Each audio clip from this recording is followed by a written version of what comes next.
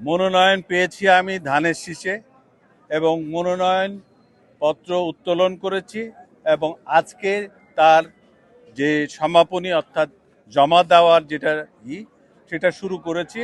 প্রথমে আমি গোদাগাড়িতে দিয়েছি আমার জন্মস্থান অ্যাসিস্ট্যান্ট রিটার্নিং অফিসারের কাছে অর্থাৎ ইউনোর কাছে। এরপরে রিটার্নিং অফিসার যিনি ডিসি এখানকার রাজশাহীর ওনার কাছে জমা দিয়েছি। পরবর্তীতে অপরাহ্নে তানোরে জমা দিব এবং আবারও বলছি এটা একটা উৎসব মুখর এবং নির্বাচনের যে পরিবেশ সৃষ্টি হয়েছে এটাতে মানুষ এই যে 17 বছর তাদের নিজস্ব ভোট দিতে পারে নাই, আমরা আশা করব প্রত্যেকটা ভোটার যাতে ভোট কেন্দ্রে যায়। হ্যাঁ, ভোট কাকে দিবে, আমার ভোট আমি যাকে ইচ্ছা তাকে দিব, তবে স্বাভাবিকভাবে আমি ধানের শীষের প্রার্থী হিসাবে ভোটটা আপনাদের কাছে, বিশেষ করে নতুন যারা ভোট দিতে যাচ্ছেন তরুণরা, তারুণ্যের প্রথম ভোট যাতে ধানের শীষে হয় এটাই আমরা আশা করব। এবং এখনকার যে আইন শৃঙ্খলা পরিস্থিতি আছে যথেষ্ট সন্তোষজনক।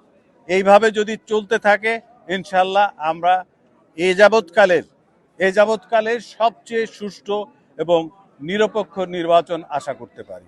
আছে কিনা কিন্তু বিদ্রোহী প্রার্থী যেটা হাইকমান্ডের নির্দেশ, যদি কালকের ভিতর থেকে তারা কেউ কথার কথা ধানের শীষের যারা শহীদ জিয়ার আদর্শে দীক্ষিত তারা যদি কোনো কারণে কোনো ধরনের বিদ্রোহী কিংবা কোনো ধরনের স্বতন্ত্র প্রয়াস নেয় তাদেরকে পার্টি থেকে বহিষ্কার করা হয়। তো বললাম 29 তারিখ অর্থাৎ কালকের ভিতরে যদি কেউ ধানের শীষের একনিষ্ঠ কর্মী হয়ে থাকে তাহলে অবশ্যই যেটা ধানের শীষের প্রার্থী মনোনয়ন প্রাপ্ত তার জন্যই কাজ করবে। যদি কোনো কারণে হবে না, তারপরও যদি কোনো কারণে এই দলীয় সিদ্ধান্ত অমান্য করে কেউ করে তাহলে দল থেকে তাকে বহিষ্কার করে।